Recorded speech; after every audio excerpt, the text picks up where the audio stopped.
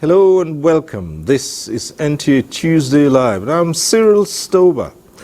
Now, by force of its very essence, dry season farming offers a unique opportunity to harness the untapped potential of the land and diversify Nigeria's food production capabilities.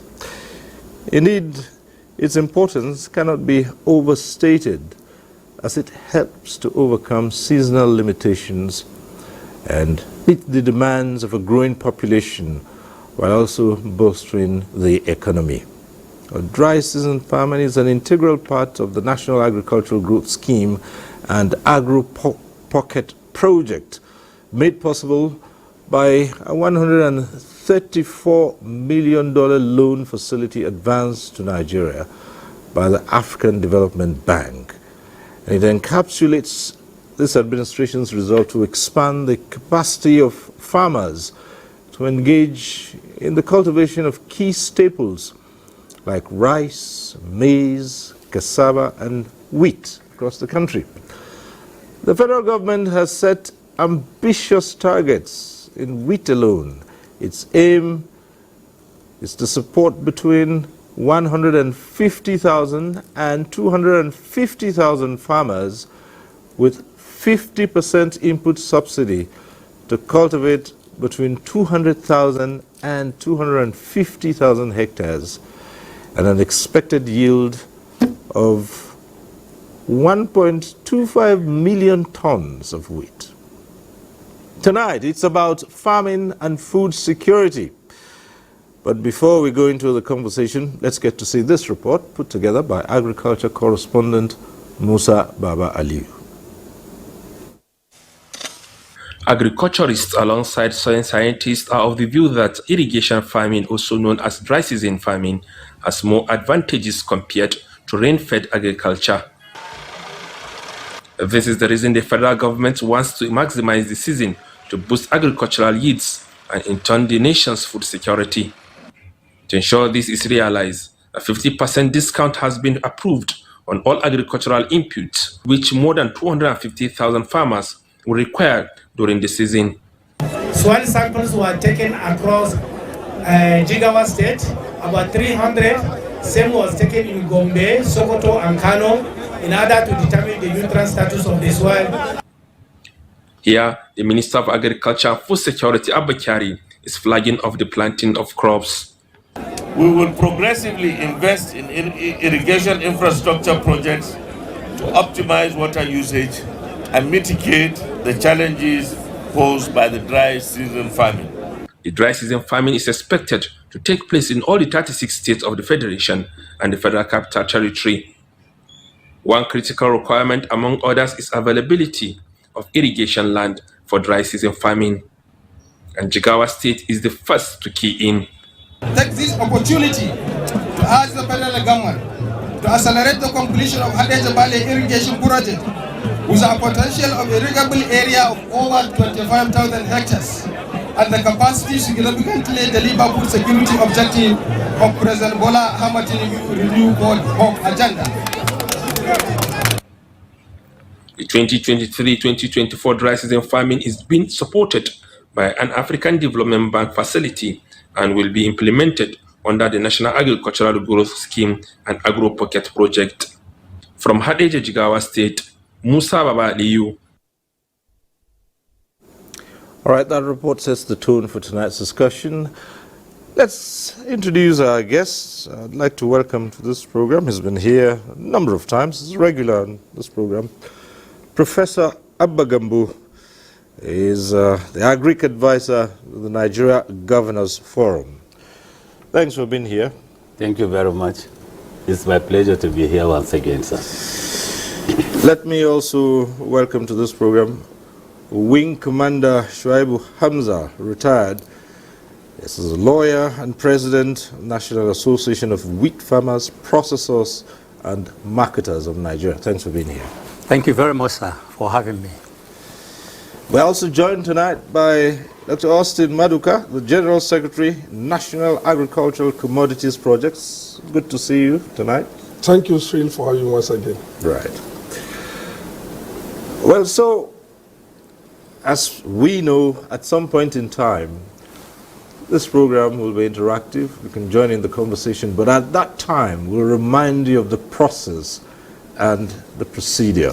For now, let's say, once again, welcome to you all. NTA Tuesday Live. It's about farming and food security, food sufficiency in Nigeria. So let's begin to look at the issues at stake. And at some point in time, dry season farming, of course, will come into this discussion. But let's start by assessing how the agri sector fared. It's December, the year is virtually ended. So now going 2023, how would you rate the agri sector? Professor Agbagambu. Thank you very much. Now, honestly, Cyril, the agricultural sector performance, in particularly the last quarter of this year, has not been as buoyant or as vibrant as we expected. Then during the course of the program, we'll see various factors that actually alluded to that. But then overall, I think we have to give the subsistence farmers that we say, even though they are subsistent, they are the ones feeding the nation, we have to give them all the necessary kudos for being on the farm. And then secondly, and most importantly, another major factor that has actually made the agricultural sector not to perform as expected in my own capacity is the issue of lack of inputs. We always emphasize on this program and in other fora that qualitative seeds has to be available for the farmers. Fertilizer is out of reach of many farmers now. Then the chemicals to control weeds, the chemicals to control pests are not also readily available. But then the farmers are just using their own crude and rudimentary methods to do things. And I think with the declaration of national food security, declaration of emergency on national food security by the president, it's very important that we take these key issues into perspective, because without them, the needed food security can never be achieved. For example, for a good harvest by any farmer, there has to be the qualitative seeds available at the beginning of the rainy season for the farmer. So if that is not done, the farmer moves through his farm and then he gets some high-yielding things and then he plants. Then it becomes his seed. But then the truth of the matter is, whatever you put at any point in time, you dig the soil and put, that thing has automatically become food. So it cannot be recycled again to be used as seed. And then it's left to the relevant agencies to make sure that qualitative, what we mean qualitative hybrid seeds, are available to all the farmers across the country based on their geopolitical locations, and then based on the comparative advantages of their areas, the kind of crops to produce. Qualitative seed must be available for a robust agricultural growth. All right, so we'll put the same question to the other guests here and see if they have a different outlook to what the sector has been like in 2023. Let's come to you, Commander Shuaib Muhammad. Thank you very much, sir. Basically, I share the same views with the professor. One of the reasons why we had to visit the Lake Chad Research Institute was for us to provide qualitative seeds to our farmers. We discovered that lack of qualitative seed is one of the reasons why wheat farmers are running away from cultivating the crop. A situation where a wheat farmer cultivates a hectare in the past, and the only thing he gets is about a ton or two for that hectare. And how much will he sell that a ton or two? Meager amount at the market. That will be discouraging. Next year he will not think about wheat again. He will think of another crop. maybe rice, maize, or any other crop. So as an association, we identified qualitative provision of qualitative seeds as one of the basic things that will encourage our farmers. So we approach the Lake Chad Research Institute, and while at the institute, we discovered that there had been developed over the years about 17 varieties. 2 of those 17 varieties are rain-fed. I will dwell so much on this rain-fed because I think it's a golden opportunity Nigeria have to cultivate more wheat now. Instead of relying on the irrigated period to cultivate wheat, Lake Chad Research Institute had come up with a rain-fed that, I mean, the demonstration was so successful on the plateau. We were there and we saw how good the harvest was. So that encouraged us a lot. That instead of relying just on irrigated seeds, Nigerians can now do the rain-fed, especially on the plateaus. The plateaus are Jos, of course, Mambila, and Obudu. So it's really interesting that very soon we will start seeing wheat being cultivated from other areas rather than the traditional areas where it has been cultivated before. Thank you, sir. All right, thank you so much. And let's come to Dr. Austin Maduka. And it's in just a short time now, we'll say goodbye to 2023. But as we do that, let's assess how the agri sector fared. Well, thank you, Cyril, for this opportunity and this question.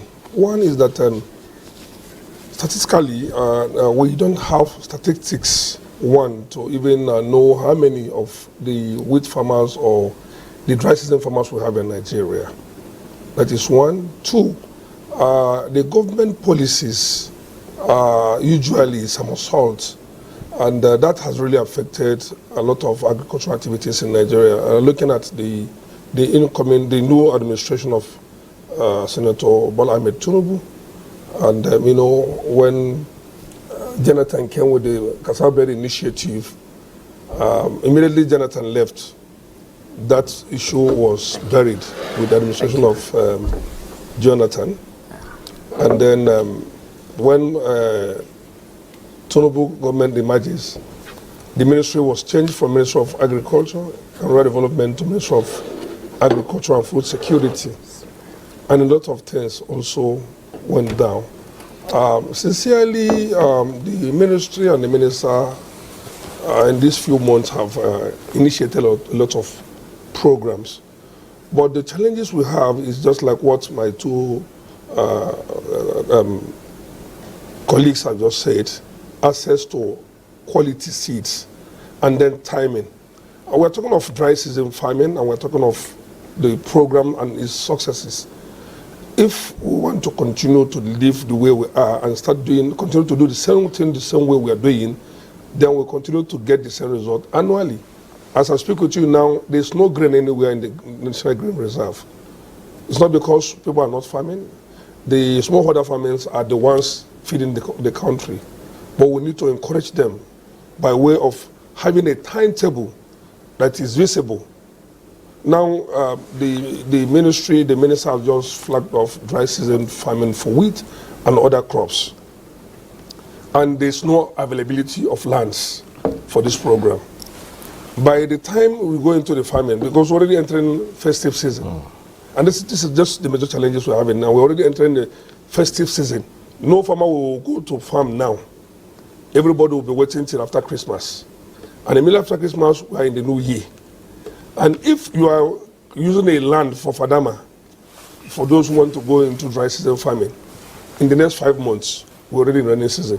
There will be clash of wet season farmers and dry season farmers.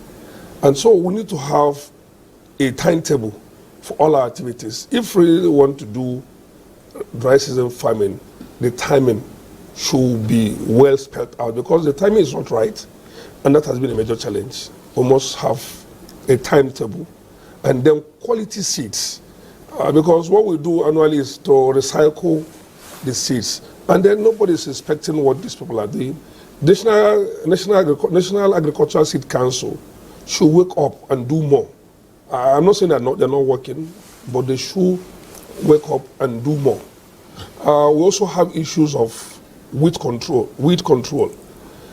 This afternoon, somebody told me there's a new pest, and I need a new what is it called? Herbicide that has been produced locally in Nigeria that can aid the control of weed. That if you apply it on your farm till you harvest, you will not do weeding again. So that will also help the smallholder farmers and large farmers to also save more money, because the cost of production in Nigeria is really high, and that is why we're having some of these challenges. So we'll need to look at the timing, cost of production, availability of quality seeds. Thank you. All right, thank you so much. Well, let's look at all-season farming now, not just. And as they say, it's considered as crucial to food sufficiency. But again, it demands strong commitments from all the stakeholders. So what's your take on this now? Yeah, agriculturally, Cyril, dry season farming has more productivity and then more increased economic benefits than rain-fed farming. This is known all over the world. I'll give examples. And then secondly, it's also very important we should know that dry season means when the sky is clear, there is no relative humidity or cloudiness. So you now have the challenge of very high temperatures. While we are talking about transpiration of water during the rain-fed because of cloudiness and relative humidity, during the dry season, whatever amount of water you pour, you're competing with the clouds, because with the atmosphere, because it takes away the water not just from the soil but also from the crop. So we are now talking about evaporation or evapotranspiration, as the case might be. So these are the few challenges. But then significantly, the hectarage under rain-fed is lower than the hectarage under dry season farming. For example, if you want to grow onions now in the Sokoto Valley, Fadama, the yield you're going to get per ton of onions, where I did my own PhD, you might be able to get about 45 tons of onions from some few hectarages. But then if you're going to do the same thing under the rain-fed, you're likely going to get less than 10 tons of the same onion, because there are environmental factors that determine the growth of certain crops. And among those factors, like I mentioned, is temperature. Most of the crops that we grow during the dry season need that particular period of harmattan, when the temperature is so very low, especially across the northern part of the country, and like the Honorable said, when in the plateaus, the temperature is very low. So this is very encouraging for dry season farming. If you do not have a good source of water and the temperature is not very low within a particular period during the growth of crops under the dry season farming, you're not going to make any profit, definitely. These are the two most critical factors in dry season. And that's why it's called dry season.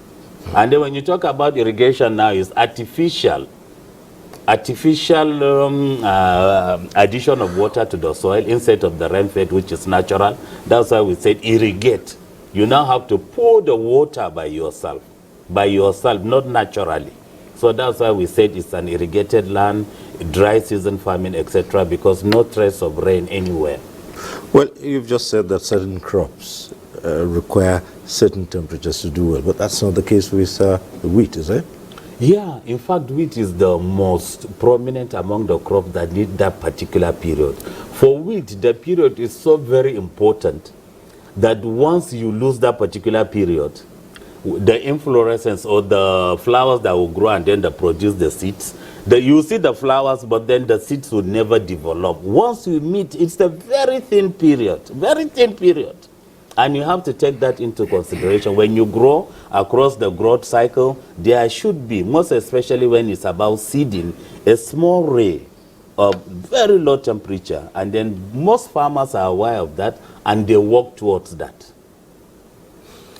Well, Wing Commander, you've just mentioned that quality seeds has been a huge challenge. Beyond the quality seeds, and all efforts to address that, beyond it, what are all those factors, those other factors, which are standing in the way of achieving food security and sufficiency? Thank you very much, sir, for that question. Aside quality seeds, government intervention is very critical. The federal government had done a lot and is still doing more. The 50% subsidy the government had given to wheat farmers is commendable. But honestly, we have seen that it's not enough, so to say.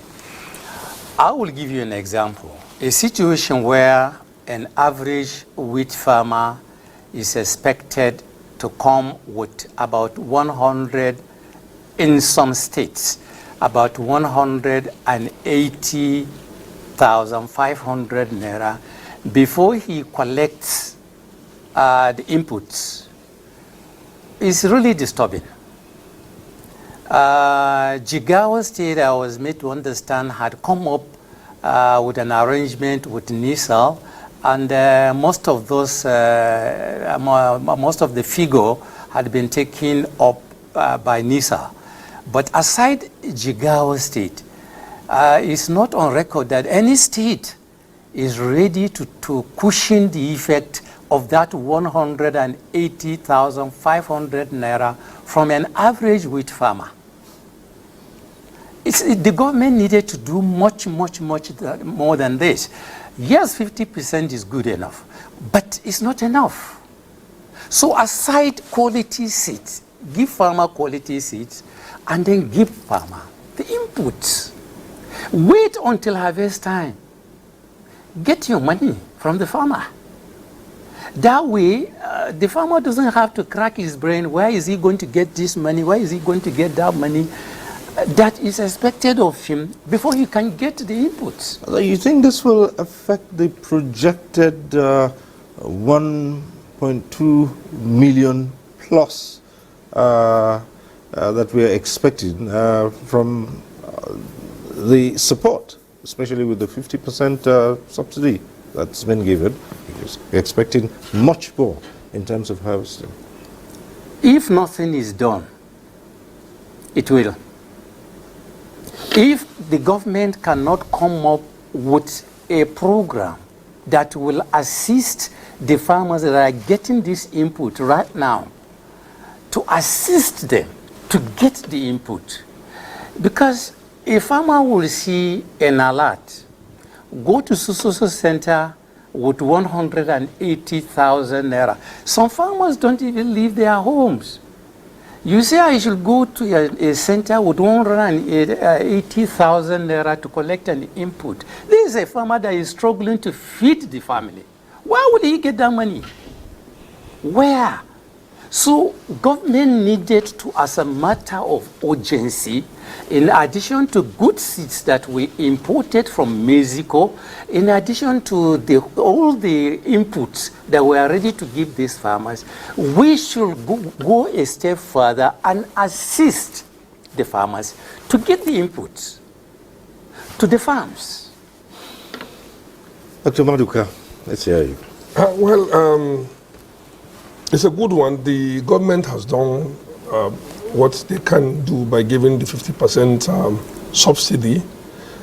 Just to help where Commander Hamza retired, we at the Nigerian National Agricultural Commodity Projects It is our mandate to see how we can help the smallholder farmers and also support the government programs.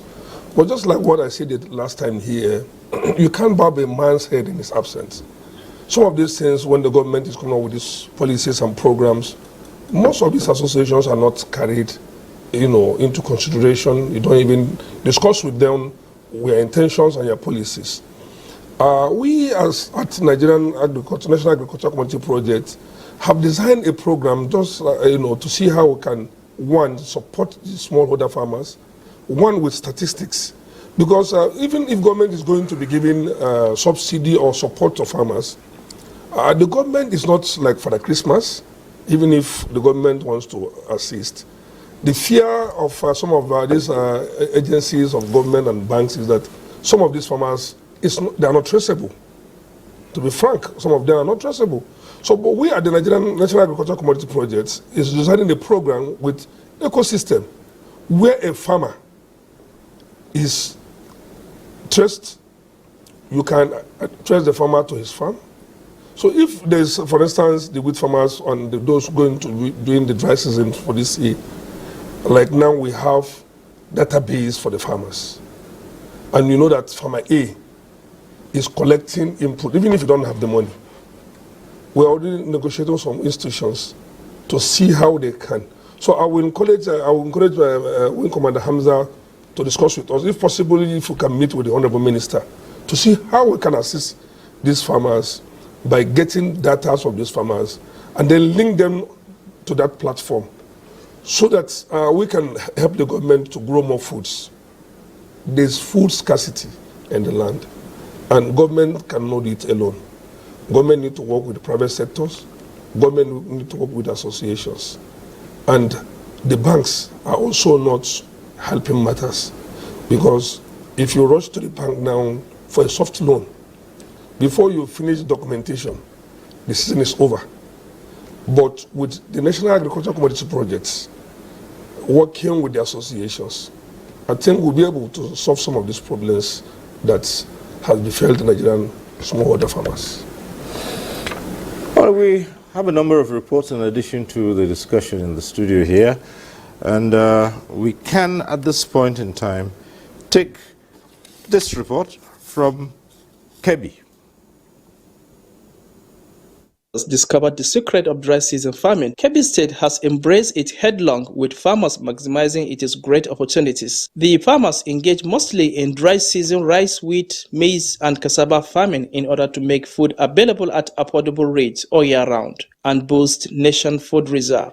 Malam Babangida Garbagondo has been into dry season farming for more than 2 decades. And for him, if all necessary inputs are available, every farmer should farm all year round. Find a real farmer, give this loan to him. I'm sure he's going to make the best use of it. Now they wanted to go on this dry season farming. That is wheat farming, kankana, and rice farming. They don't have this money, but they have the zeal. They have the commitment, but they don't have the wherewithal. Of course, with these advantages in mind, the federal and state government over years have also been injecting funds, improve seedlings, agrochemicals, and fertilizers, among others, to encourage and boost dry season farming. How effective and useful are these interventions to the farmers? We want to do the farming, but we don't have the means. Sometimes incentive from government comes very late. As the saying goes, nothing good comes without its own challenges. The success story of dry season farming turned sour for small-scale dry season farmers, but government was quick to step in. If you look at it, of recent, Kebbi State government distributed the fertilizer free to the farmers, and he also promised to do the same in dry season farming by also giving them chemical and other farm input. According to some major dry season farmers in the state, inadequate farm input coupled with the source of water remains a major problem. If the government can do us a favor by giving us solar-powered borehole, it will increase our production. And like Oliver Twist, the appeal is for government at all levels to invest more on dry season farming in order to maximize the food chain process, ensure all-year food sufficiency and reserve in the country's food bank. In Kebbi, Jafari Sobilo. All right, Let's see this other report. Next one is from Ebonyi. Mr. Ezemishak are some of the farmers in Ebonyi State that have started taking advantage of dry season farming. Although still experiencing challenges due to lack of adequate inputs and machineries for mass cultivation, they say the practice has prospects of changing the face of agriculture, not only in Ebonyi State, but also in Nigeria. In dry season, plant protection works better. In dry season, feeding the crops with nutrients, manure, fertilizer, they work better because you regulate what you want to do. Ebonyi is lucky to have the kind of soil that can retain water. Ebonyi has a lot of silt and a lot of clay in our soil. The dry season farming I'm doing is just a vegetable. And the vegetable I'm using a well, natural well. I have a deep well close to the farm. From 2022 till date, about 1,500 farmers have been trained on various dry season farming techniques, with over 120 million naira expended on the practice, which in turn has increased production as well as improved export of cassava and rice from 25 to over 45%. We have looked everywhere and said if we are doing only one farming system, that is wet season, that we are doing in this part of the country, there's no way we can compete with them. And that is why we want to enter into dry season, or you can call it irrigation farming. Concerning dry season farming, how to plant a new variety of crop that can do 2, 3, 4 months. They'll plant and then harvest and prepare for the dry season farming. With a target of cultivating at least a hectare of land with over 1,000 metric tons yield, farmers believe that concrete steps should still be taken to achieve the renewed hope agenda of the federal government in the agri sector. I think government can go an extra mile by having enough budget for land preparation. As Ebonyi State continues to re-strategize as an agrarian state in contributing towards making Nigeria an agri hub in the Committee of Nations, hopes are high that interventions of government will be channeled appropriately for food sufficiency. In Abakaliki, Chinaza John. All right, back to the studio here. Well, Professor Abagambo, we've seen those two reports, but it might sound a rhetorical question here because the biggest challenge still has to be that of putting food on the table, achieving that sufficiency in food production. So with all the systems of the rain-fed and the dry season farming, it still goes beyond comprehension that food is scarce. Of course, Dr. Maduka had alluded to that as well in one of his comments, that food is scarce in the market, and where it is, it's expensive. And even if you look at current realities, it's rising the more. What's the challenge here? Yeah, there are major challenges, but then time will not allow me to go all the hog. But I just have to emphasize some, and then maybe my colleagues will emphasize. Now, all over the nation, farmers need to make their land preparation as quickly as possible. And then all over the nation, there is no single state that can do land preparation without any mechanical input. It might be horse-driven, it might be donkey-driven, it might be the diesel-based tractor, etc. But then without this, it cannot be possible. But now, if you're talking about the diesel, there is no sincere farmer that will come out to tell you that he has the wherewithal to put diesel on a tractor to work for him for at least 5 hours. It's going to be extremely difficult. In most cases, and then the tractors are being hired, instead of paying maybe 10, 15,000 per hour before, now farmers are paying 50,000. If a farmer has 250,000 naira, for example, and then you want him to go and pay that to the state tractor hiring agency, he will rather, for 5 hours, he will rather keep the 250,000 and go and buy food. So one farmer has been lost. Then Farmer B might do the same and then buy again. 2 farmers have been lost. By the time you take the cumulative across the value chain, production is going on, but then the demand is also increasing. So the number of people that are on the farms are getting lower and lower by the day because of so many frustrations. From the report, they are talking, every person that we saw on the report is talking about one challenge or the other. But then I want to put it on record that one of the major challenges is this land preparation. Under the dry season, the land preparation becomes even harder because you are now going to use tractors on soils that have absorbed so much water, and in most cases, some of them are clay, deep vertisols, especially in parts of Borno State, parts of Adamawa State, deep vertisols. So for that, your tractor might even clog. You understand? So you need a more sophisticated means of making sure that the lands are prepared. And don't forget, we're talking about Fadama. Fadama means an area that has absorbed enough water. When I was doing my practicals at the Osmano Danfodio University, Sokoto, when I was, after planting, when I got my produce, no car could have entered the Fadama because it will sink. So do you know what we did? You had to hire camels. I'm telling you, we hired camels, and I always enjoy seeing a caravan of camels carrying my produce from the Fadama to the main road, so that from the main road, I now get a car that will help me take it to the laboratory for analysis. That was how we did it. So I had caravan that was coming, carrying my produce, and then I'll be following them. So at times you wonder, am I in Sokoto, am I in Niger Republic, or whatever, you understand? But then we are still going back to the old days. So the land is so heavy. Let me use the word heavy.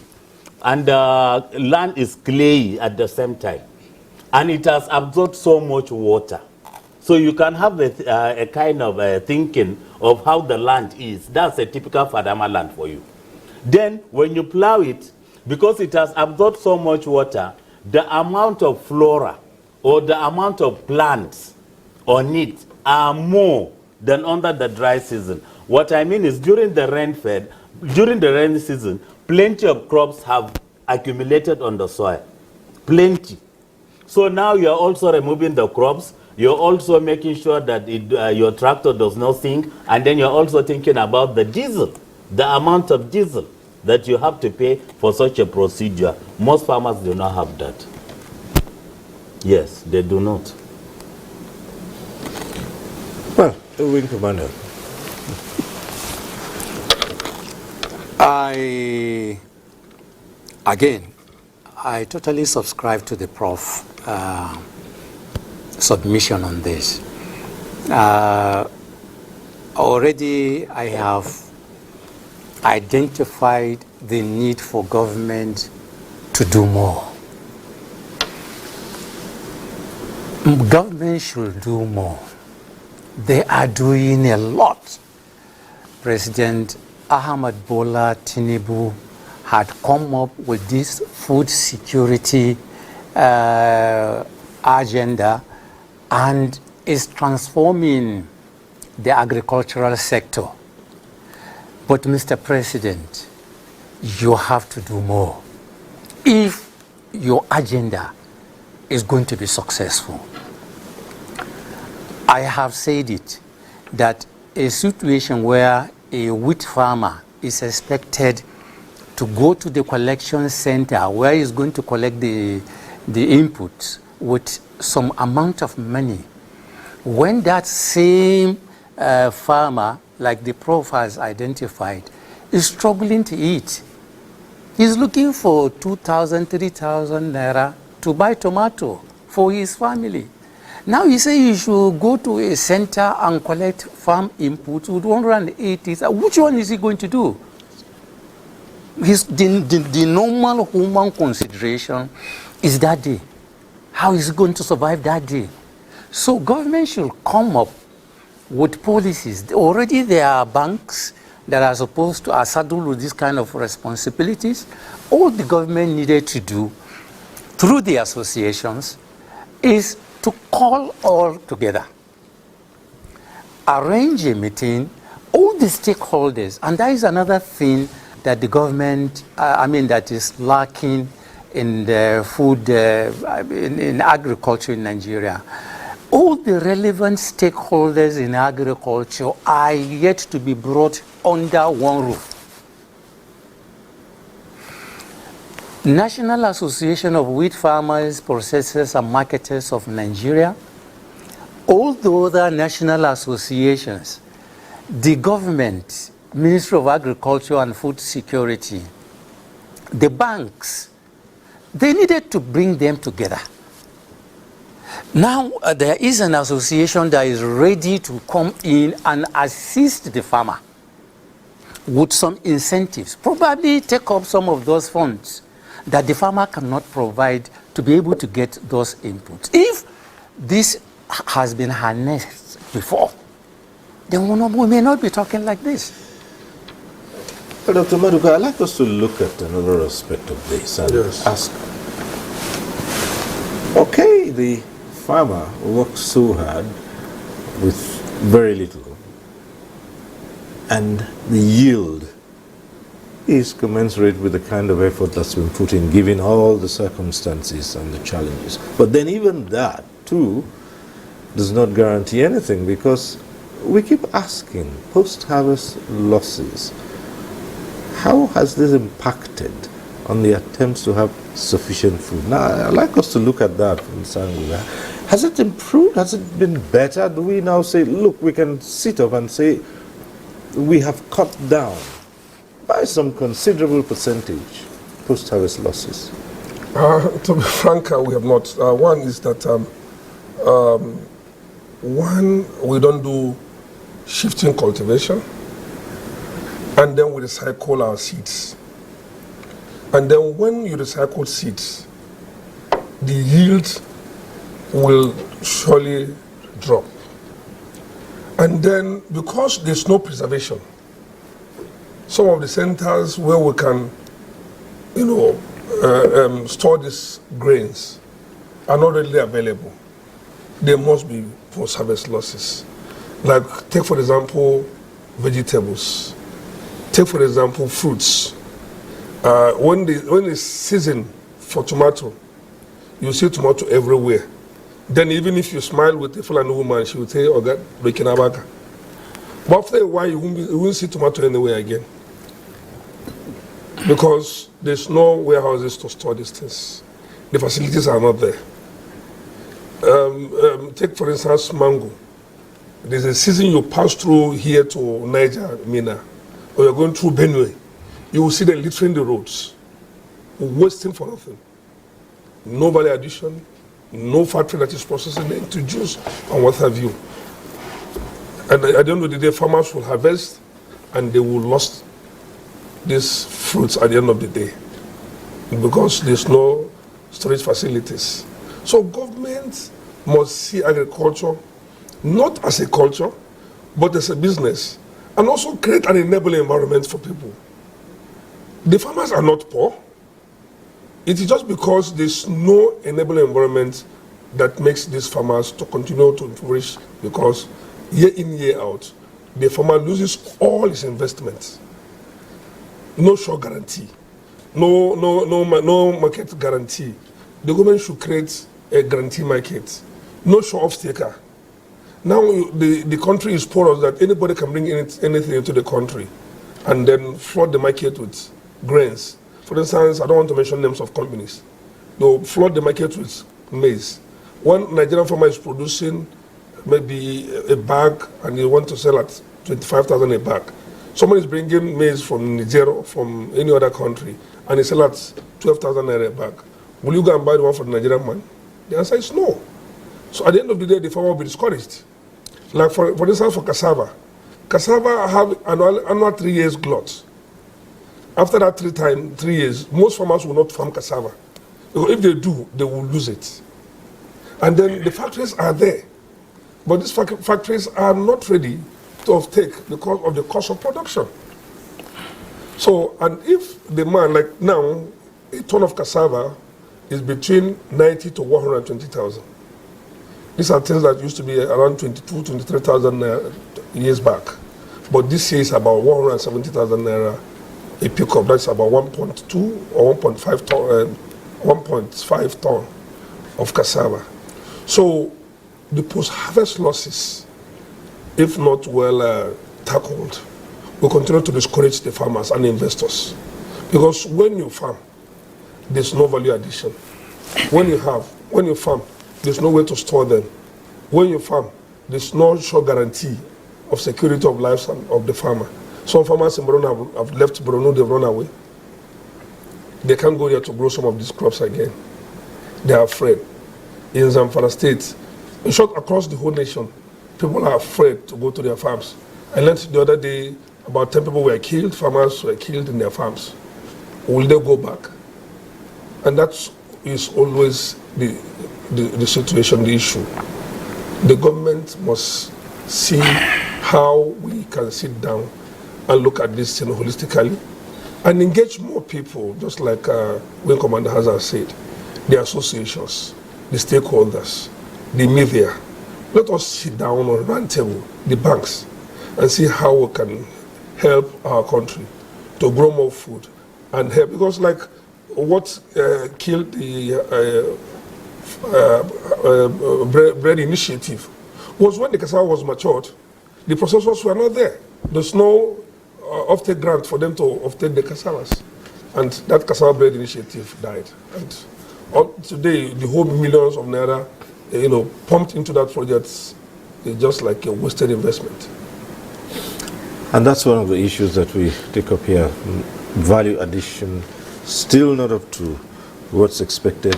And the others have spoken about post-harvest losses. Well, you are the agronomist here. All over the world, developments have gotten to the stage where there's value addition. Nigeria continues to export raw produce, and efforts at added value to this have not yielded the kind of results that are expected. And year in, year out, huge losses are recorded in terms of farm produce. Two questions will come to our mind. The first is, how much research have we done into how to adequately store and add value to this produce? And the other has to do with the policies, and the third has to do with even the farmers themselves. Okay, thank you very much. Now, you said two, but then you asked three questions. I will try to navigate. Firstly, let's talk about the governmental and the policy issues.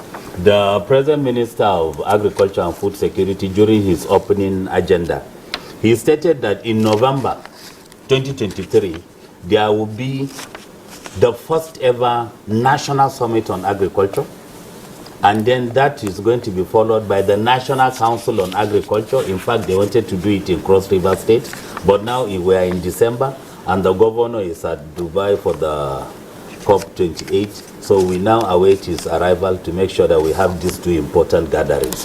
And that gathering is the only gathering that will bring all the stakeholders we are talking about.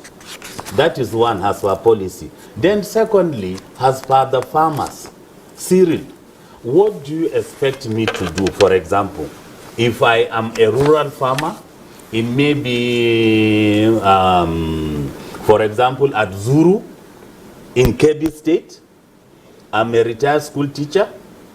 I'm just receiving my pension, which is not even forthcoming from other states. That's my only source of livelihood. And I have children that are all school age, and I have to pay the school fees, etc. Now, without any incentives, there is a kind of competition between what I should do at a particular time. Or let me give you another example. Gubio in northern Borno State. It's a desert area. They have less than 3 months of rainfall. So whatever agricultural activity, they must finish it within the 3 months, or else they're out of business. Now, in such a circumstance, and the rainy season is so very little, and the temperature is so very harsh, you understand? So the water table goes deep down. So under such a scenario, if you have a bucket of water, now comparative analysis, are you going to give the housewife to cook for the day? Or are you going to take a bath yourself? Or are you going to give it to the animals that you have? Or are you going to allow the kids to play in the water? So you can actually gauge, that's the scenario of a typical Nigerian farmer. Let's go down to that level. If we do not go down to that level, we can never get it correct.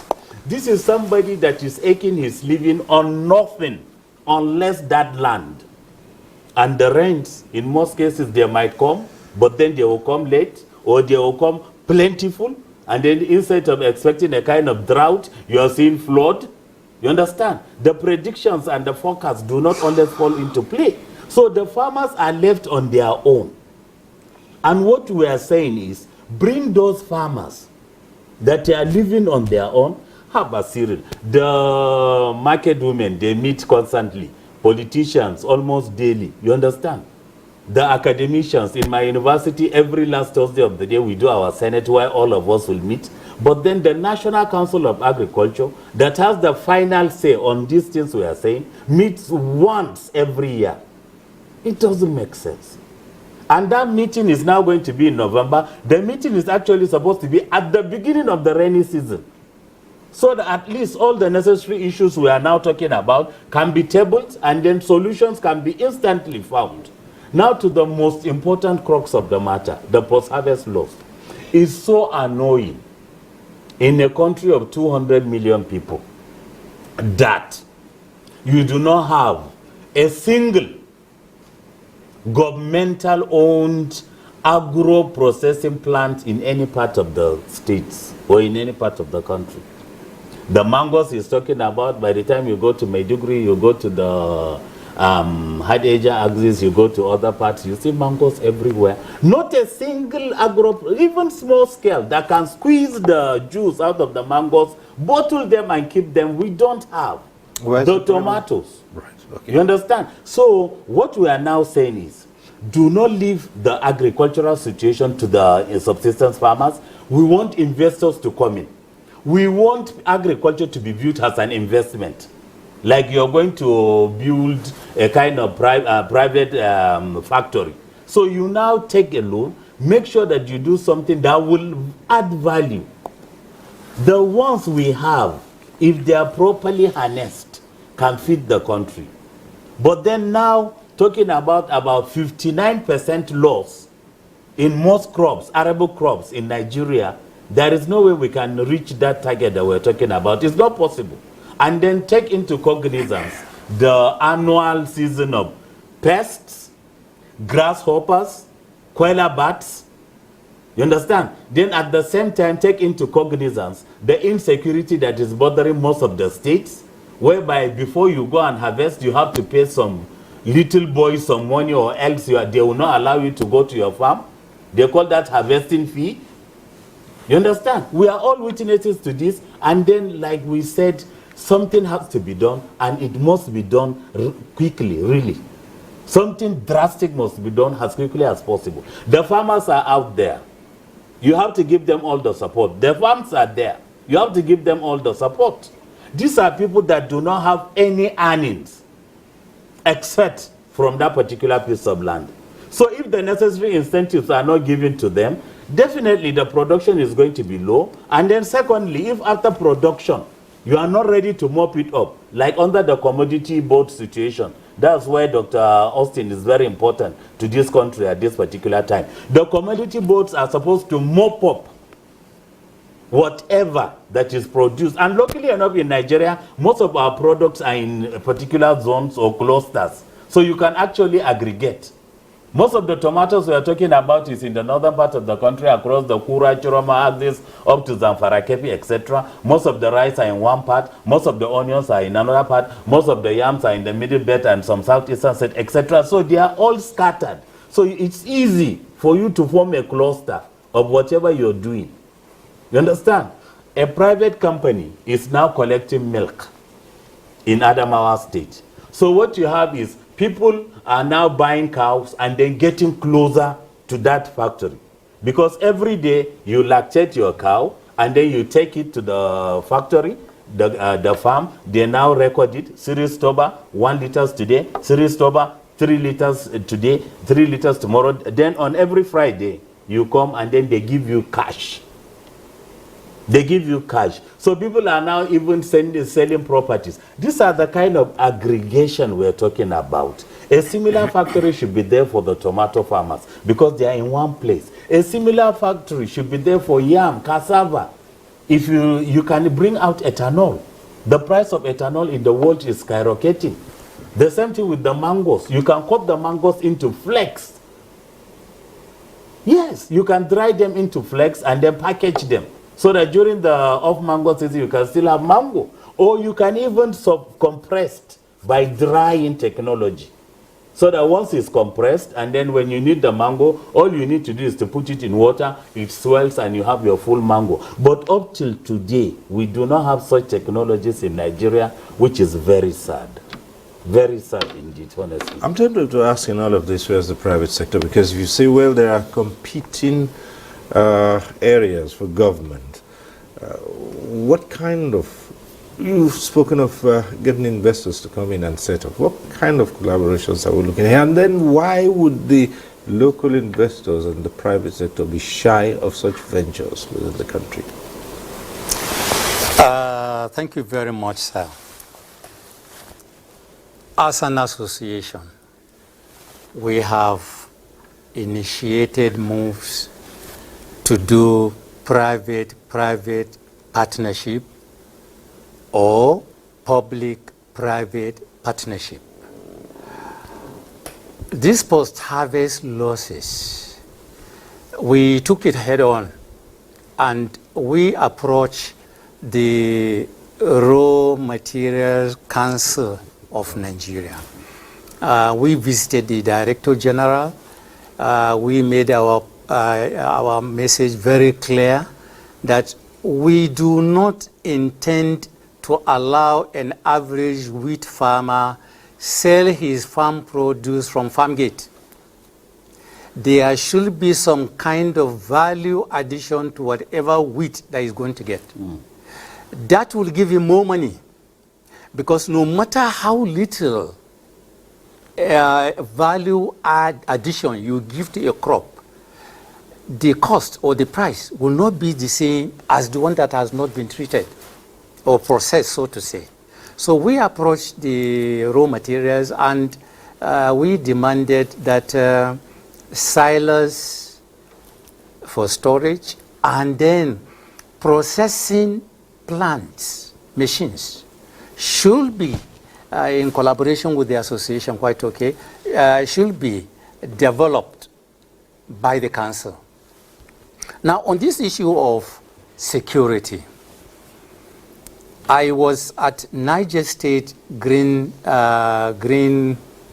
Summit, and I was very happy with a presentation by an American company. The American company proposed to clear 350,000 hectares of forest in Niger State. By the way, Niger State is the only state in this country that occupies about 776,000 hectares of arable land. So this American company came up with an idea that banditry, terrorism, they thrive on a location being provided by people. The question is, if you clear the forest, where will bandits stay? You are clearing the bandits. So the company is proposed to Niger State that Niger State should allow it clear 350,000 hectares of land, of forest, and we will see where the bandits will stay. It should be noted that Niger State, Kebbi State, Kaduna State share common location for banditry and other unwholesome activities. I love that presentation. I quickly get in. Now look, if you are clearing that 350,000 hectares, kindly give us 50,000 for wheat, just 50,000. And we will go in. Already we are about to sign documentations with a mechanized company. The mechanized company will come in with, of course, all the tractors, harvesters, planters, and then at the end of the harvest period, we will sit down.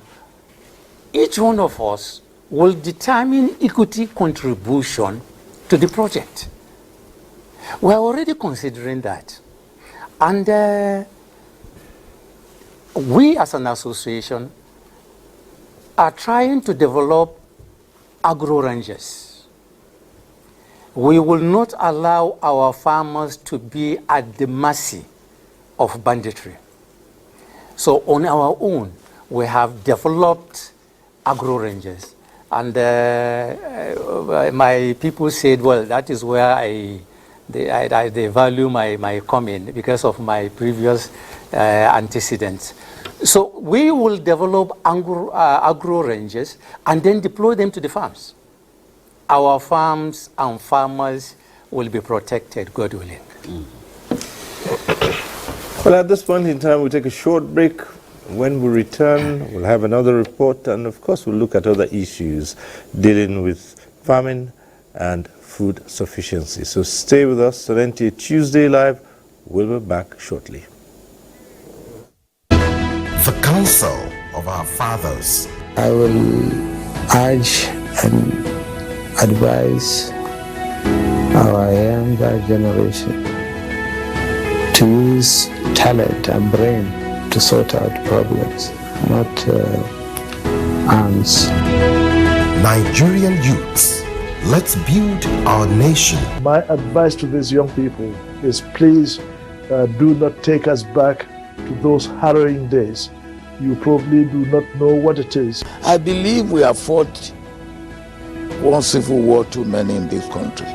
So those who experience it will run away from it. Nigerian youths, let's build our nation together.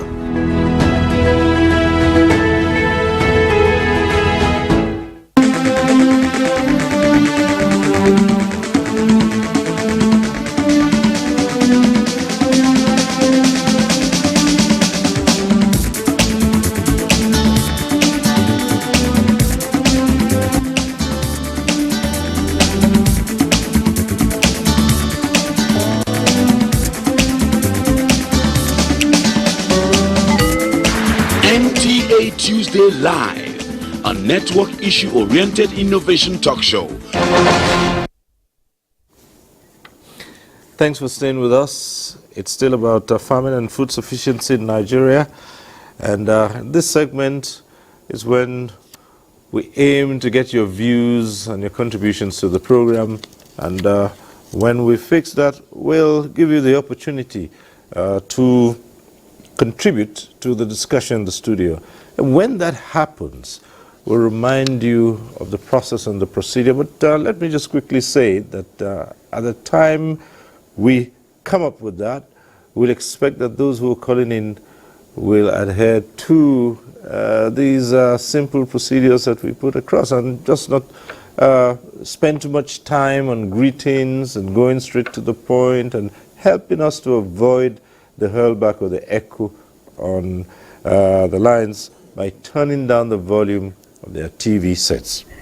But let's start off with this other report from Kano. Tired. Lawal Umar, a retired civil servant, had engaged in farming while in service, and now in retirement, he is fully back to the farm.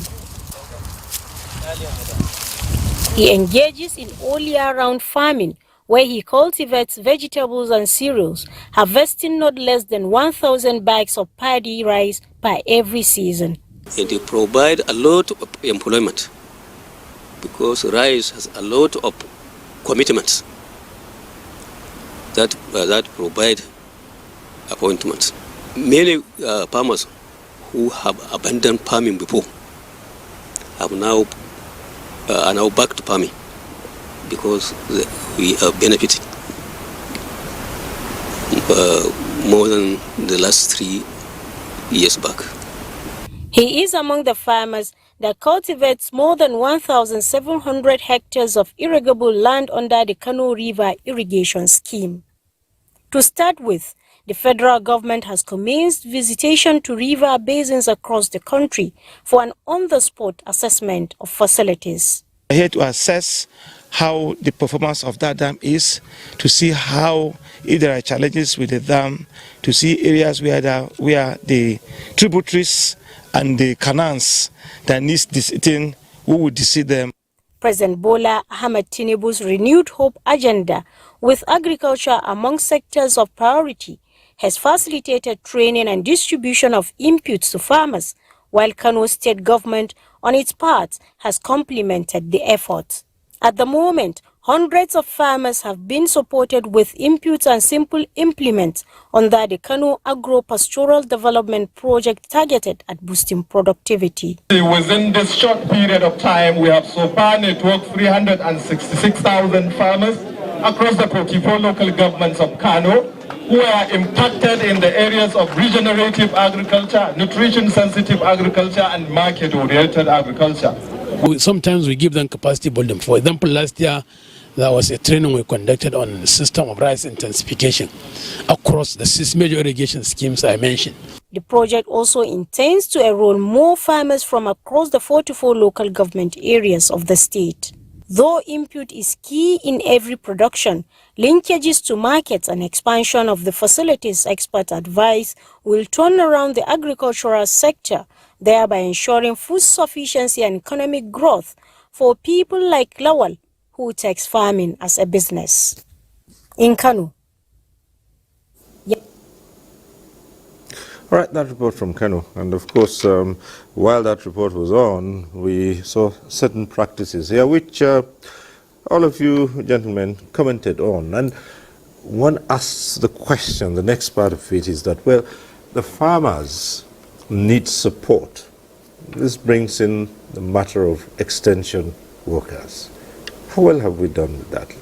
Well, first over, just looking at the report we saw now and the practices we saw also there, that shows that the farmer needs to be well trained in some of the practices, and that also caused wastage and losses, for one of the post-harvest losses, and that is where the Agricultural Extension Services comes in. Those days before now, we used to have a lot of them in the Agricultural Development Projects, ADP. We'll have these extension workers, most especially during these seasons. They'll guide the farmers on food processing, on storage, on package, on bagging, and what have you. But over the years, immediately the World Bank stopped funding the ADPs. The activities begin to decline. And then most of the agri-extension personnel are over-aged persons, and the government need to do more in the area of training. Under the cassava project of Jonathan, I happen to be the national PRO of the Nigerian Cassava Growers Association. We were able to employ 5 extension officers under that project. But because the project could not continue, we have to disengage them. So we also want to encourage the Farmers Association to really from that and see how we can, because then we work with ADP to train youths in agricultural extension. We also teach them in the usage of GPS to also take coordinate of their farms. Because why we have some of these losses and some of the farmers not coming home smiling is because a farmer don't even know the cost of what is investing. Somebody wants to do a hectare of farm, he invests 1 million naira, and maybe by the time he's selling, he's getting 200,000, 300,000, he's happy.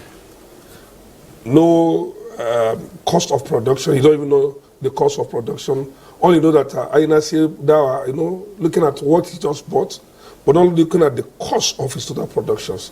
So farmers need to be guided. They need to be more trainings and retraining and retraining. And in so doing, more youths should also be encouraged to go into agriculture. Last week, a copper was posted to us and we interviewed her. She told us that throughout her years in university, she didn't visit a farm and she did agricultural extension. As an agric student, she had never visited a farm. How can she, after graduating, impart this knowledge on a farmer who has been there practically? She has done her own theoretically. There's no demonstration farm in the school. The school don't even have a farm where the students can even go and see practically what they're going to be telling others at the time they graduated. So the government need to do more. The private sectors also need to do more. And then creating an enabling environment, just like my colleague here talked about, creating more, what is it called, agro rangers. And that is the challenges we have in this country. Duplicating of responsibilities. The Nigerian Security and Civil Defense Corps have agro rangers, but they're not well funded. We don't need to be creating more this thing, but we can also augment what they're doing. But if that department is well financed and then more people are recruited through the associations, because they are the locals, they know the terrain more than those who are coming to join them. If those people are trained under the Nigerian Security and Civil Defense Corps as aided marshals, that will go a long way to also provide more securities for the farm and the farmers. So the government needs to do more in terms of security, in terms of training, and then capacity building. If it's been agreed that the agricultural extension services workers have a key role to play in food security, Prof, you're the agronomist now. Yeah. Why would it seem that over the years, even with the knowledge of their dwindling numbers, we don't see concerted efforts at beefing up this? Okay, I think the most fundamental thing we should know is that when all the ADPs were working and then we saw the extension workers with flashy motorcycles, more bikes, moving from one place to another, it was of the ADPs. It was then a World Bank funded project. So once the project died, World Bank pulled up its money, the states could no longer afford the cost of the extension workers, and most of them were laid off. One. Then secondly, let me just briefly tell you something before I continue with the extension. This morning I was at a conference on mechanization with the AFAN president, and then we were told that Nigeria needs about 150,000 tractors for the farmers. 150,000. But then as we are talking now, Nigeria has only 30,000 tractors, and out of the 30,000 tractors, only 7,000 are functional. We got this information this morning today at a conference on mechanization. The AFAN president was there. So to continue with the extension issue, we can no longer be able to say mop up the youths, whatever, because the money is not there. That's the agreement always. But then we can go a little bit further. You know, extension is all about communicating and then service delivery. You can get the research findings instead of now getting somebody to go to that particular community to give the message. Most communities in the northern part of the country, they listen to radio. So there should be more talks on radio in their respective local languages across the states. One.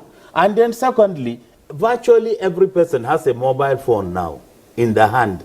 So you can actually be texting messages on weather forecast, data, you understand, when to plant, when to harvest, etc. And this reminds me, in one of the reports, we saw somebody dropping a bag of onion onto the truck. So that's where the post-harvest issue starts.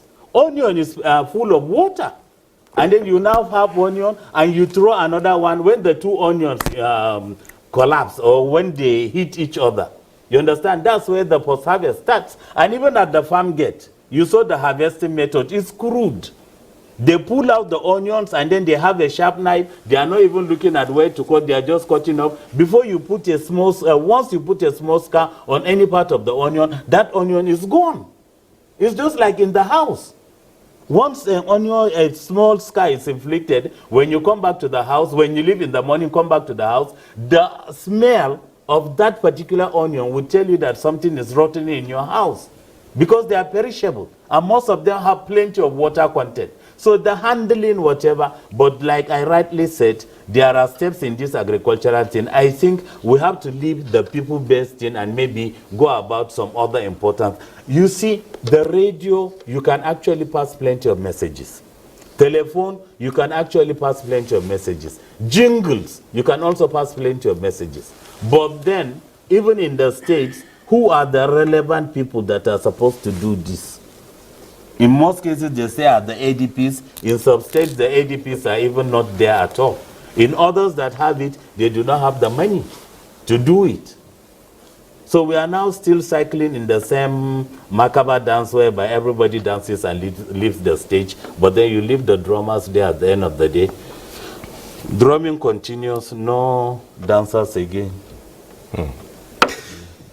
President, National Association of Wheat Farmers, Processors and Marketers, what are your projections next? I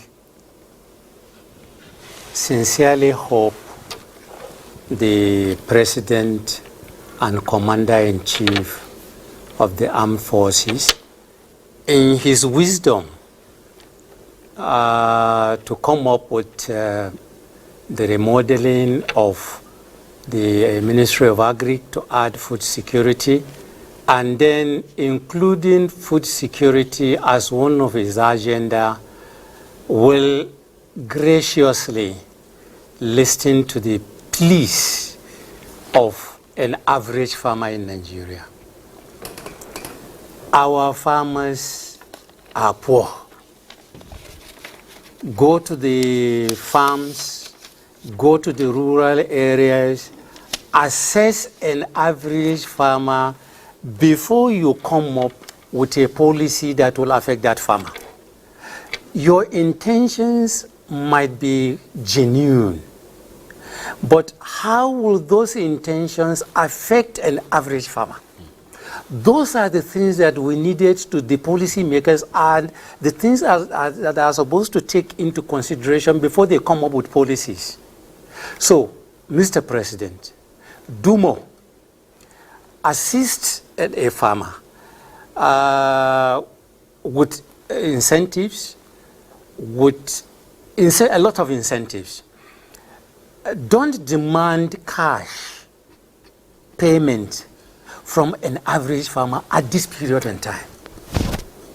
I really felt somehow when my wheat farmer will call me and say, Mr. President, where can I borrow 200,000 to go and collect my incentives?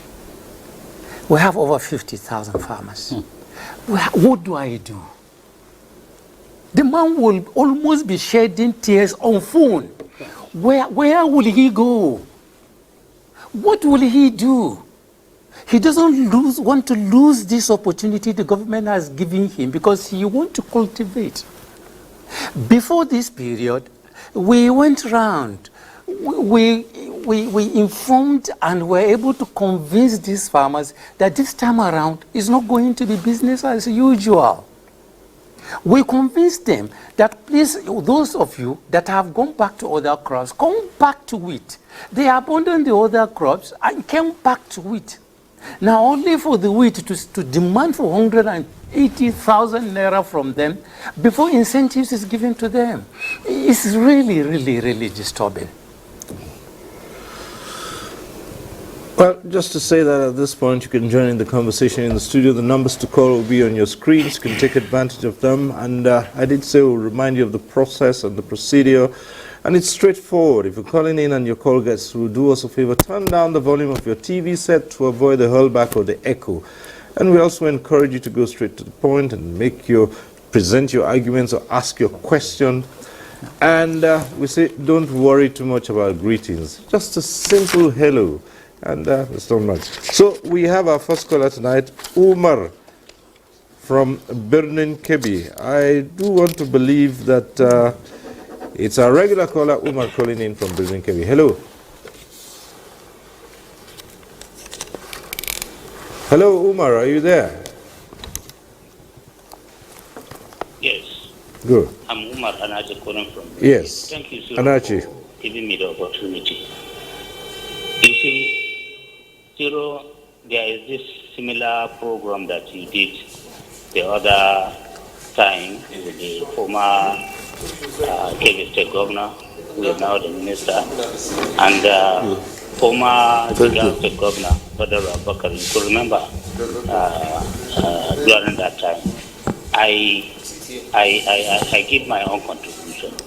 I said it is impossible for the farming, dry season farming to take place, particularly in the northern part of the country. It's almost impossible due to the two things. One, the issue of security, and the other one, the cost of fuel. These two things make it impossible for the farmers to cultivate anything. And I'm thinking of shortage of food ahead of us. There is a tendency that food will be shortage, and there is prediction of hunger in the land. Because if the farmers did not cultivate, where do you get a farm? A food. You see, there is danger in the land unless government did something drastically. Honestly, I said it the other time. Most of my colleagues call me Uncle Baroa. You see, that Uncle Baroa, it is fantastic program, but on paper, but on practical, there is nothing to take home about. Similarly, now, if government want to do something, they should engage farmers directly. How they would engage farmers directly? You remember the additional wallet system? He did it in such a way that he deal with farmers directly. I myself, I use my own phone. I use my own phone to supply fertilizer to farmers in the villages. They use my own number to supply fertilizers.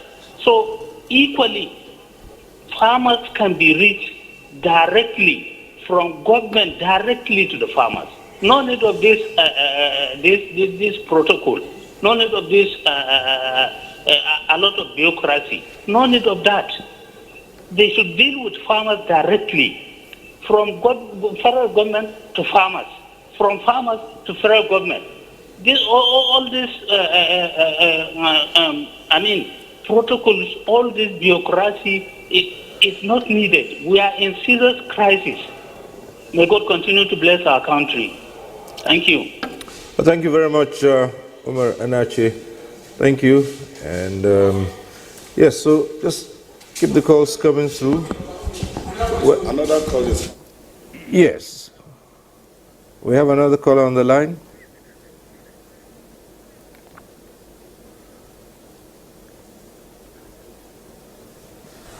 All right. Okay. So the calls are coming through now, and well expectedly, this is one issue that touches everyone, the matter of food and food security. So many other factors are affecting what we're talking about tonight, and not the least is the question of access. Okay, we have another caller calling, Jerry, who's calling in from Mina. Right, go ahead. Hello. Hello? Yes, go ahead. Good evening, sir. Yeah, good evening. My contribution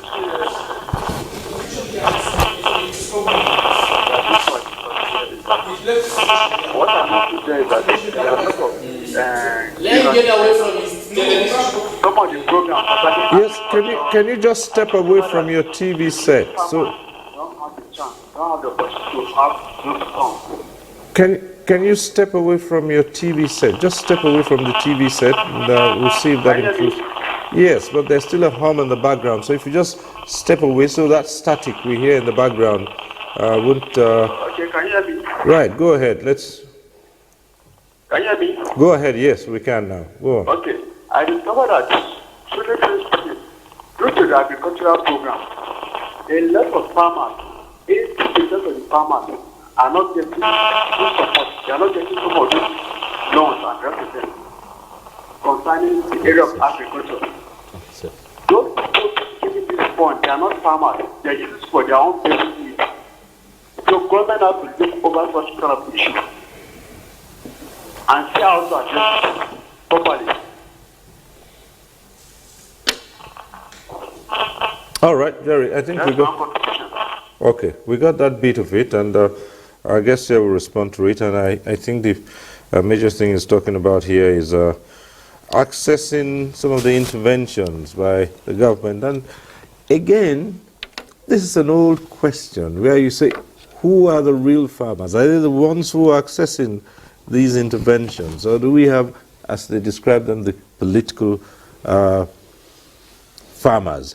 Now, if this is the case, and it's been identified over time, what are the various associations doing to be the bridge between the real farmers and the agencies that are providing these interventions?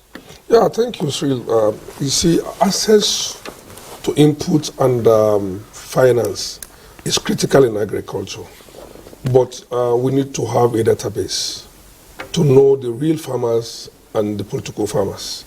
Just like what the caller is talking about, that most of the people accessing these funds are not the real farmers. And that is why we at the National Agricultural Commodity Project has come up with a template to really capture the farmers, the real farmers, the practicing farmers. And we're already working with cooperatives, we're working with farmers associations to generate a database whereby you will know a real farmer. Just like what you're talking about the GES. Even the GES, there was a lot of fraud during the GES program of Jonathan. Yeah. It was a beautiful project. It was a beautiful program. But even at that, there were some names that was captured there that are not, they are even ghosts. And you see, the truth of the matter is that Nigeria as a nation, we are dubious in character, majority of us. Even at the Ministry of the Agric, and even the bankers, and even the association leaders too, we cannot exempt ourselves from all this wrongdoing until we, such a time when we are ready to develop ourselves as a nation.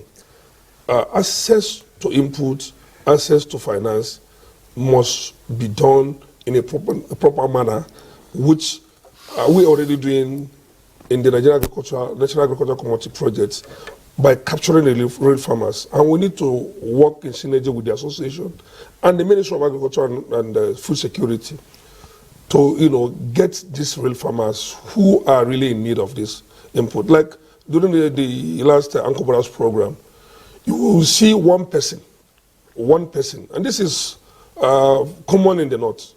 I'm sorry to say that. One person BVN is duplicated to 500 persons. Aminu Sokoto, Aminu Kanu, with the same BVN. One person's BVN recirculated. And then you begin to wonder, is this man living in the whole of the country? And then two, when also you ask the farmers to bring list of farmers, we also discovered that even in the ministry, they will tell you they have their own farmers. And these farmers they have, we don't even know them.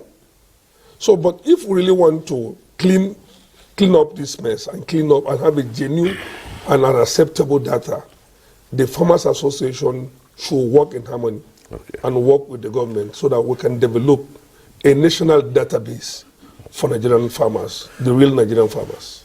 We have another caller on the line. I believe he's still there.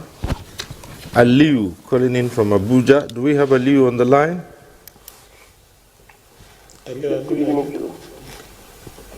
Aliu, are you there? Yes, good evening. Right, go ahead. Sorry, I'm very happy about the conversation. And Top we said it well. We understand what he's saying, but all what we have been seeing is implementation. We have the better process, we have the better talking, we can sit down and set everything. But when it comes to implementation, it is difficult. This farming system was a culture to all. Everybody knows how to farm. Nigerians know how to farm. So I think we have to go back to the drawing board. If you have the institution, the research institution, they can take a pilot scheme, go to particular local government, pick a farm, take an extension worker there, teach the farmers how to farm. They have seen it physically. That's what they have been starting to see. It works. But you can't sit down and start telling people, do it this way, do it this way. You can get the result. When you take farmers in Zaria, the Agricultural Research Institute have a different extension worker to go around the whole north and teach the people how to do all those things. From the city level, when you don't have the city, you don't have the input. The farming we are doing just to feed ourselves. We have to advance to commercial agriculture. All the people are farming now, they're losing a lot of things. So my contribution here is we have to go back to we sent most Nigerians. The president of the association is there. Bob is there. So they have said it well, but to me, let us go back to drawing board. We have did it before. When we look at it, seven meeting Kano, they did it well. The people are not even in the school. They don't grade 2 pass that the one who teach all these people to have that character in it. Not the graduate. But now we have the graduate and prof, but they can produce at least 1,000 bags of groundnut and canning. All this side is missing. So let us just go back and see what is the problem and the genesis. All right. This is my contribution. Thank you. Thank you very much. Ali called in from Abuja, but he's raised more issues here, and that also had always been identified as a challenge. And it's not the paucity of the ideas and what to do. Why do things always come apart at the point of implementation? All right. Cyril, on a more serious note, let me just give you a particular scenario. It's APC government for the last 8 and perhaps half years. In the 8 years of President Muhammadu Buhari, the first Minister of Agriculture was Chief Audu Ebe. He came with the Green Alternative Agenda. Excellent policy statement. Chief Audu Ebe left. The Green Alternative was pushed aside.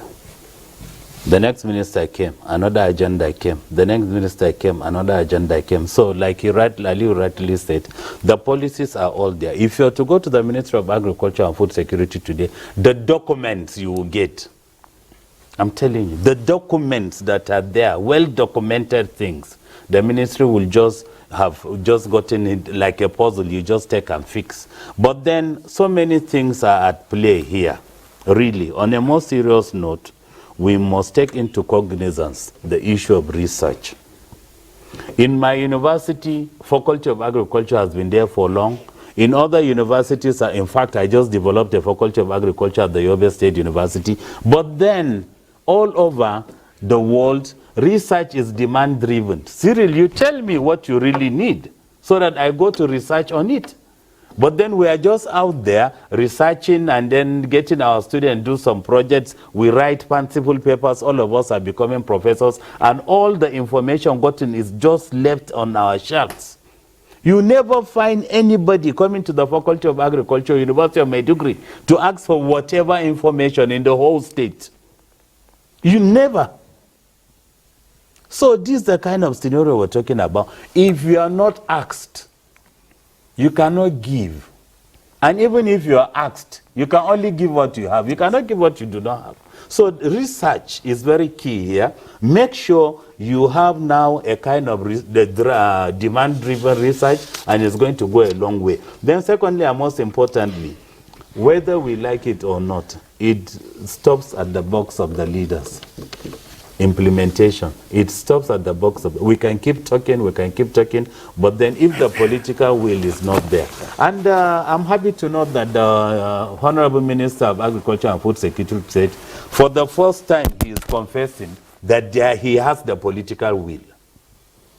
So that's at least something interesting to hear. For the very first time, a minister is saying, yes, all the things we're talking about, he alluded to them. He said, yes, I know they are existing. But now I want to tell you that I have the political will, and then I'm going to enter headlong into all this, and then it's going to be a thing of the past. But then hunger, it's time-driven. There is a limitation to which you can endure hunger, really.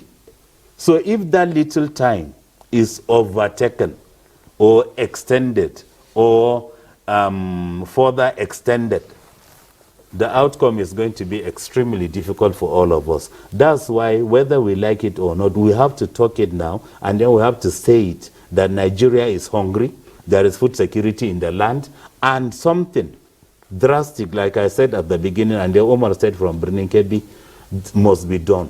Then maybe let me just quickly address two things. The issue of insecurity, I don't want to talk about it because of what has just happened in Kaduna. You know, only people like retired wing commander can actually say something about. But then the issue of fuel and diesel he was talking about is very expensive during the dry season because the tractor uses diesel, and then the pumping machine, the water pumping machine also uses diesel, uses fuel.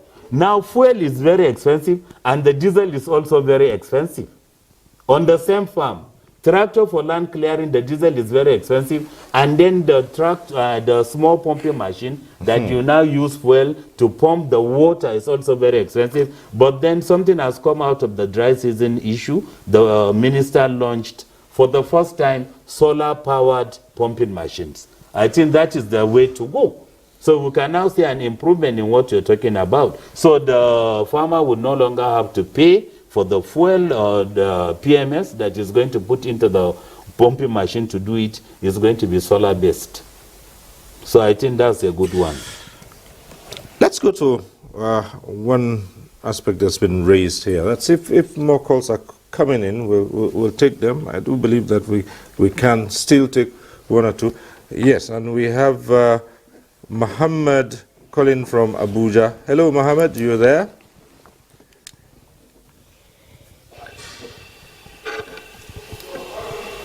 I pass. Yes, go ahead. I am. Go ahead, Can please. I ask my question, please? Yes, go on. Okay, thank you very much. My question goes to the professor. Okay, my president is sitting there. I'm the chairman of National State branch of the Wheat Farmers, Marketers and Processors Association of Nigeria. My chairman. Yes. He mentioned what an American company is ready to do in Niger State. I'm impressed about that, my president. Yes, I want to ask the professor. Yes, I want to ask the professor and the advisor to the governor's forum this question, please. Go ahead. Go ahead. Yes. Former Chief of Army Staff General Burutai once mentioned at the National Assembly that he had advised governors to cultivate the wild land, farmland in their areas and forests. And that is the reason why we still have insecurity. Professor, please, what have you been advising the state governors to do in regard to this wild farmland and forest in their state? Thank you. Well, thank you very much, Mohammed. Professor Abba Gambo, you heard Okay, him. Mohammed, thank you very much. You are in the wheat corridor. That's a good one. Now, let me just explain something to you. We advise the governors. I handle the agri-debts, and I give all the details for agricultural performance indices within the Nigerian Governors Forum. That is my responsibility. But now, two things. Giving advice is one thing, and then taking the advice to its logical conclusion is another thing. And you're talking about uncultivated lands. Yes, we are aware there are plenty of uncultivated lands all over the country, but then when you now go and then you want to put those lands into cultivation, the issue of clearing comes into being. In the north, we're talking of tractors to clear because it's just a kind of Sahelian grasses and then you need the tractor. But then by the time you go to the south, most especially the rainforest, you don't need tractors now. You need real bulldozers. And most states do not have that. This is the kind of thing we're talking about. In Ogun State, in Oyo State, in Ekiti State, and then you go to the southeast, Abia, Imo, or you go to the south, Delta. You understand? Luckily for Bayelsa, they are riverine, but then the other southern states are all within the rainforest. You have trees that are more than 100 years, the Iroquois, the Ibeches. And you have thick forest that you can actually walk for more than 5 minutes without the sun touching down on you. How do you clear such forests? Please. That is one question to you. And then secondly, across the whole of the north, we're saying we want to use tractors to clear the lands. And I just gave an example that Nigeria needs about 150,000 tractors.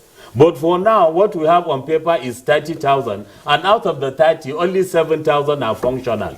Are we taking all the 7,000 to Kebbi State, or are we taking it to Nasarawa State, or we are taking it to my home state, Borno? Please. I think it's clear, and I'm sure you must have understood it. So we are doing our work, we are giving the advices, but then, apart from me as their main advisor, they all have special advisors on agriculture in their respective states. They have senior special advisor on agriculture. They have special assistant on agriculture. They have special technical assistant on agriculture. That's in their own states. So are those people also not advising the governors in their own states? And then coming to the monthly Nigerian Governors Forum, whereby we now give the details of what is happening. You have to be fair to us, we are doing it, and perhaps maybe you tell us a better way to do it. But it's okay. Thank you. All right. There's one aspect I still like to go back to, and that encapsulates what has been happening. Well, another call coming in. This one is calling in from Zaria. Danjuma from Zaria. Danjuma from Zaria. Can we hear you? Good morning. Yes, go ahead, please. Thanks for calling in. Yes, I just want to make one to all things contribution. Right. I'm a civil servant up to now. But when the government started giving out loans, that cost borrower something, I applied for that loan wholeheartedly with the intention of leaving my government job, because I know I can sustain myself in the agricultural sector better than as a civil servant. But unfortunately, the causes or what have you, we abused the chances given to us. In my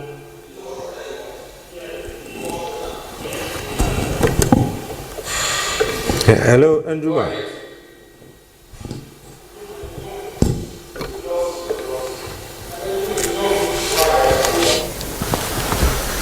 Oh dear, Anjuma, I really would have loved to hear you conclude, but I'm hoping you'll call back.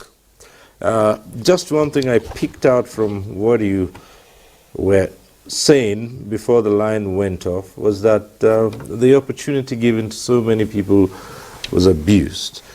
It brings me back to the issue I was going to raise with the president of the National Association of Wheat Farmers. It borders on part of the contribution made by Dr. Maduka earlier on, and this has also been identified as one of the biggest issues in moving forward, and not just in agriculture, but across board.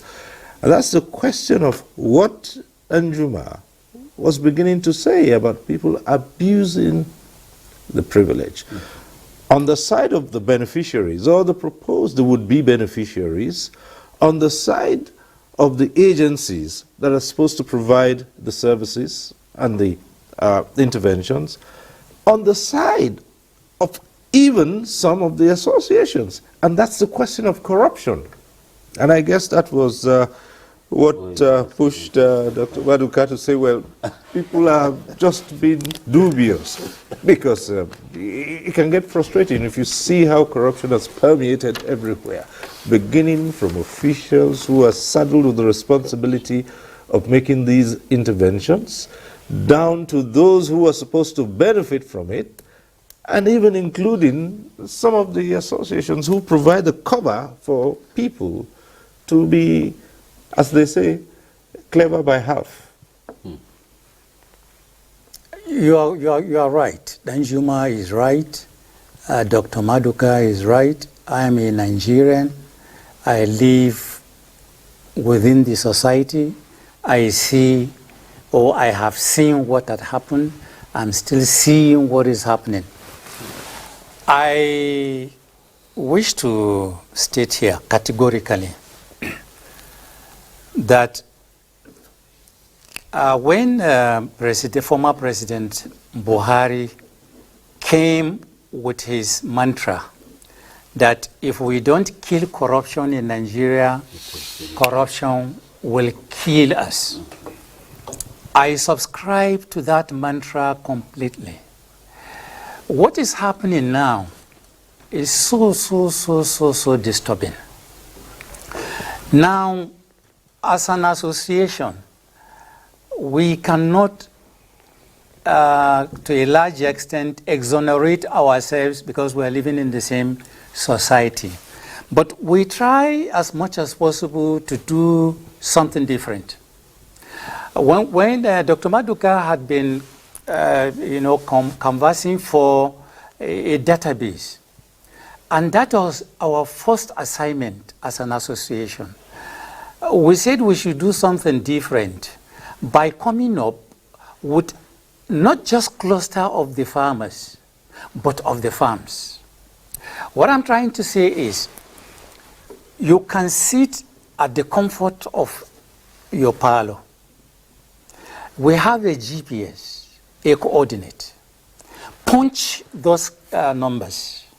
That, the application will take you to a particular farm.